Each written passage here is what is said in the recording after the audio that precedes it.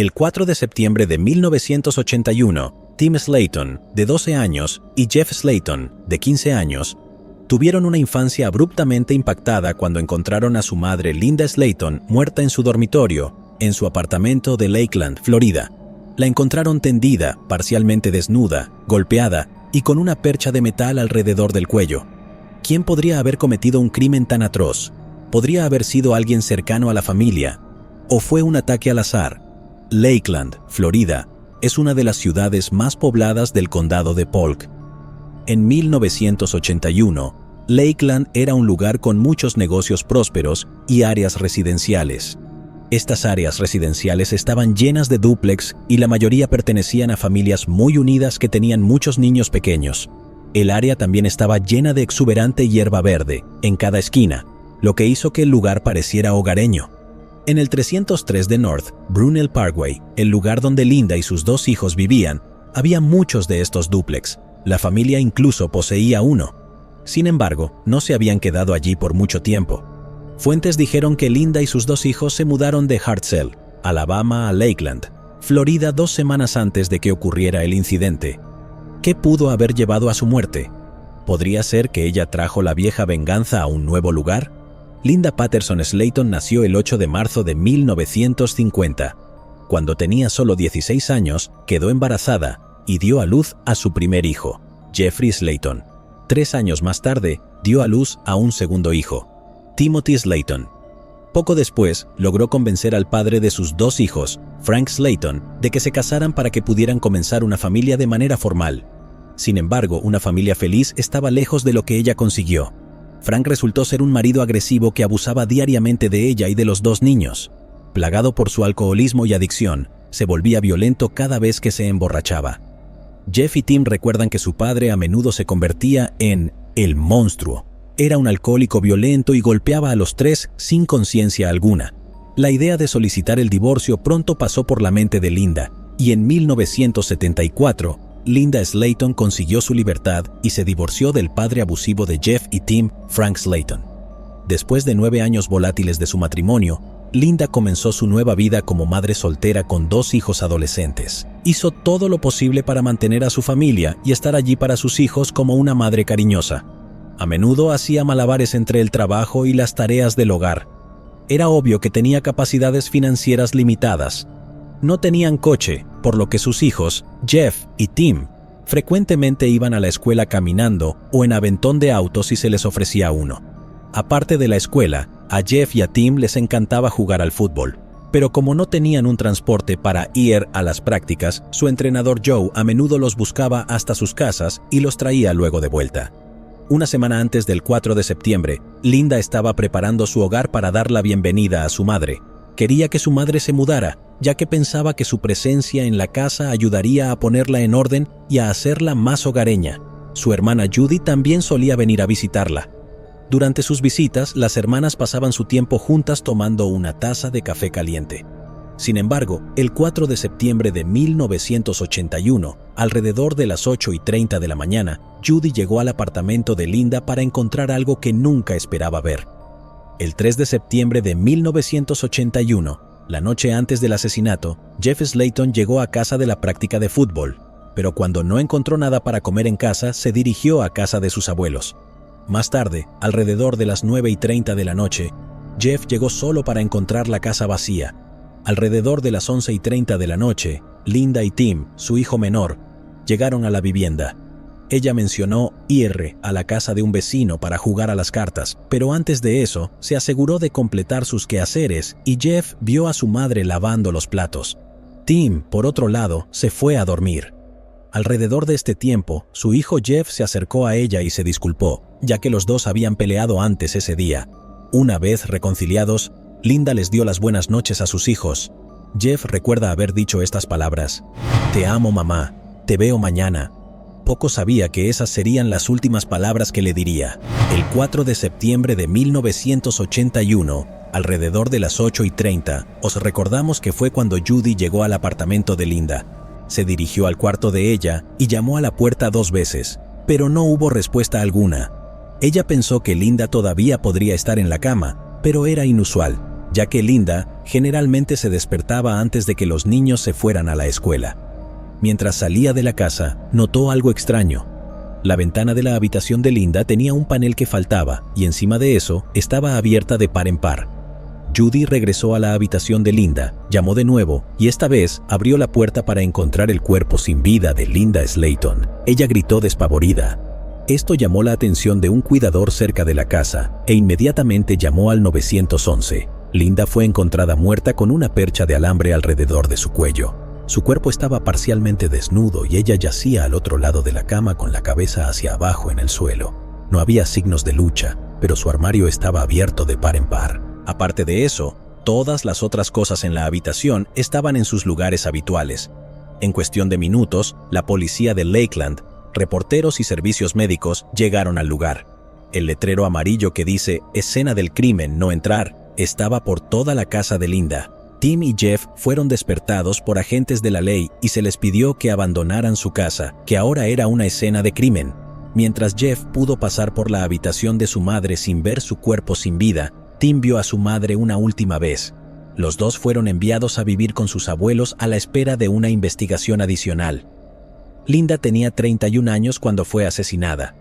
Tan pronto como sus hijos, Tim y Jeff fueron enviados lejos con sus abuelos. El sargento Edgar Pickett del Departamento de Policía de Lakeland llegó a la escena del crimen. Él fue quien no solo dirigió el caso, sino que también encontró pruebas cruciales en la escena del crimen. Al principio de la investigación, el sargento Edgar encontró algunas huellas en la habitación de Linda. La mayoría de las huellas pertenecían a la fallecida. Sin embargo, había una huella que no le pertenecía, una de una palma. La huella de la palma se encontró en el alféizar del dormitorio de Linda, que era el mismo alféizar de la ventana que tenía un panel de ventana faltante. Para averiguar lo que realmente le pasó a Linda Slayton, fue llevada para realizar una autopsia. Allí encontraron varias marcas y contusiones alrededor de sus brazos, hombros y cuello. También cuando se encontró su cuerpo, estaba parcialmente desnuda, lo que puede haber sido evidencia de agresión sexual. Después de ejecutar la autopsia, se determinó que había sido brutalmente golpeada al principio, luego agredida sexualmente y estrangulada sin piedad hasta la muerte con un gancho de metal de su propio armario. De la evidencia encontrada, la huella de la palma era la más crucial, ya que podía identificar al culpable en el acto con una coincidencia. Lamentablemente, el análisis forense de ADN no existía entonces. Para determinar quién podría haber sido el responsable, la policía se vio obligada a sacar a flote todo su árbol genealógico. El primer sospechoso fue Frank Slayton, el exmarido de Linda. En 1975, en el momento en que se divorció de Frank, Linda declaró que tenía una naturaleza agresiva y animal. Era abusivo y no cuidaba de su familia. No cabía duda de que sería considerado una persona de interés en este caso. Sin embargo, cuando los funcionarios investigaron su paradero la noche en que Linda fue asesinada, encontraron que estaba en su casa en Alabama. Incluso entonces, seguían sospechando de él. El segundo sospechoso era el propio hijo de Linda, Jeff Slayton. Pero, ¿por qué los funcionarios pensarían que él era un sospechoso? Horas antes de que Linda fuera asesinada, Jeff Slayton tuvo una acalorada discusión con su madre. Al parecer, Jeff tenía una relación muy cercana pero distante con ella. Siendo el hijo mayor, sintió la presión de vivir en una familia con un padre abusivo y más tarde, con una madre soltera. Hubo momentos en que Jeff y su madre a menudo sacaban el peor lado del otro, pero siempre se aseguraba de compensarlo. La noche del asesinato, Jeff se reconcilió con su madre antes de acostarse. La policía lo interrogó sobre el incidente. Incluso le dijeron que hiciera 2 pruebas de polígrafo. Cuando pasó, la policía lo descartó de la lista de sospechosos. El tercer sospechoso era el novio de Linda. En ese momento Linda, una madre soltera, había comenzado a salir con alguien. El hombre blanco que permanece sin nombre tenía una relación cercana con ella y sus hijos. Sin embargo, cuando la policía verificó sus antecedentes en el polígrafo, fue absuelto. En ese momento, se estaban quedando sin sospechosos, hasta que en septiembre de 2001 recibieron una pista. Casi un año después de que Linda fuera asesinada, hubo un rumor sobre un hombre de 24 años que cometió un crimen similar. Su nombre era Jimmy Ulmer. En ese momento, estaba vinculado a un crimen donde sacó a una niña de 10 años de edad a través de la ventana de su habitación y casi la mata. Cuando la policía lo investigó, encontraron que fue condenado a 80 años de prisión. También el hecho de que sus crímenes y el caso de Linda eran sorprendentemente similares. Para colmo, en el momento del asesinato, se descubrió que Jimmy vivía en el mismo complejo de apartamentos que Linda. La evidencia encontrada en su contra hizo que la policía pensara que era el principal sospechoso, pero había un inconveniente. Jimmy había muerto mientras se llevaba a cabo la investigación, así que no era posible una coincidencia de ADN. Eso significaría que tendrían que desenterrar su cuerpo para realizar la prueba. Por suerte, la madre de Jimmy permitió una prueba de ADN y obtuvo su muestra. Sin embargo, una vez que los resultados llegaron, no hubo coincidencia. Si no fuera por la familia o el convicto de al lado, ¿quién podría haber matado a Linda? Para entonces, los días se habían convertido en semanas y luego en meses. En Lakeland, los detectives también miraron a otras personas, pero nadie fue acusado, y sin nuevas pistas, el caso se volvió frío. Los hermanos Slayton tuvieron que enfrentarse a una nueva realidad en la vida. Su madre se había ido y solo tenían a sus abuelos, Clarence y Margaret Harris. Mientras la investigación continuaba, los padres e hijos de Linda celebraron un funeral para ella, y poco después comenzaron a volver a vivir sus vidas y continuaron sus rutinas regulares. Los hermanos volvieron a la escuela. A medida que pasó el tiempo, comenzaron a alejarse de lo que sucedió en el 303 North Brunel Parkway. Tim volvió a jugar al fútbol, incluso recuerda hasta el día de hoy que sus compañeros de equipo y entrenador fueron muy comprensivos. Cuando no conseguía transporte de regreso a casa con sus abuelos, el entrenador Joe todavía lo llevaba hacia la práctica y de regreso.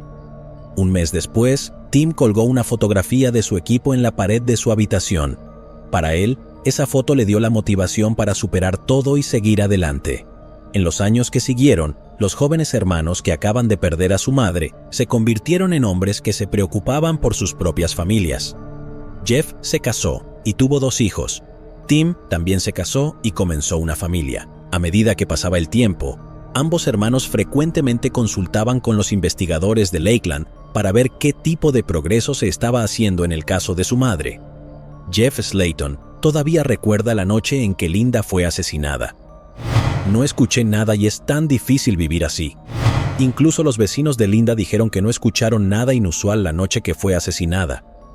A pesar de que Jeff y Tim habían creado vidas exitosas para sí mismos, se aseguraron de que el caso siguiera adelante. En una entrevista, Tim reveló esto diciendo: "No importa cuántos detectives tengamos que involucrar en esto, vamos a hacerles saber que todavía estamos aquí y queremos saber quién mató a nuestra madre".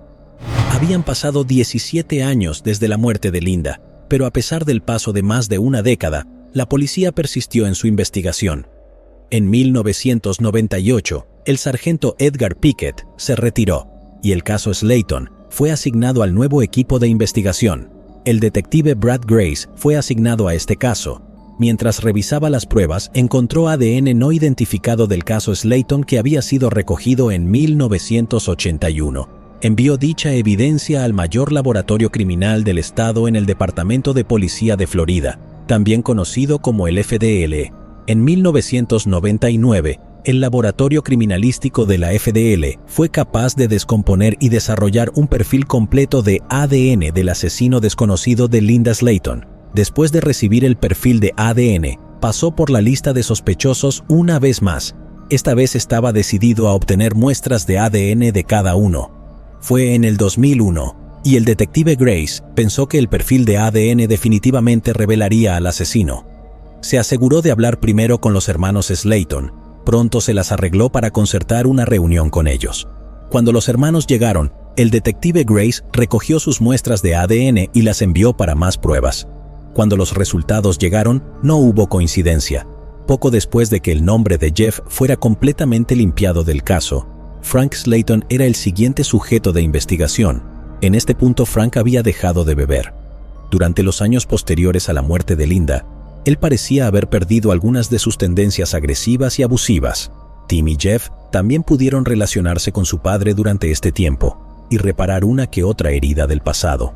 Frank accedió a enviar su ADN para pruebas. Sin embargo, el ADN no coincidía con el hipotético perfil de ADN no identificado que el detective creía que señalaría al asesino. el detective Grace presentó el perfil de ADN no identificado del caso Slayton a la base de datos nacional de ADN del FBI en 2005, donde fue continuamente cotejado con muestras de ADN recién presentadas. Eliminó a docenas de sospechosos durante su investigación usando pruebas de ADN. Sin embargo, se retiró en 2015 después de pasar 17 años en el caso Slayton. Después del detective Christ, el caso Slayton fue asignado a los nuevos detectives Tammy Hadcock y Russell Hurley. La detective Tammy se enteró 3 años después de la investigación que la FDLE había desarrollado una tecnología innovadora que podría ayudar a identificar cualquier ADN no identificable. Aprovechando la oportunidad, el detective envió a Cisse Moore, un genealogista genético que trabajaba para la FDLE, el ADN no identificado del caso Slayton. El sitio web público de genealogía, dirigido por Cisse Moore, produjo una lista de personas que compartieron ADN con el asesino no identificado. Después de subir el ADN anónimo del caso Slayton allí, luego usó certificados de nacimiento, certificados de matrimonio, obituarios y redes sociales para crear un árbol genealógico genético. A medida que la investigación fue más profunda, Moore creó 3 ramas del árbol genealógico para el asesino, lo que la ayudó a identificar a la única persona que era más probable que fuera responsable del asesinato de Linda Slayton.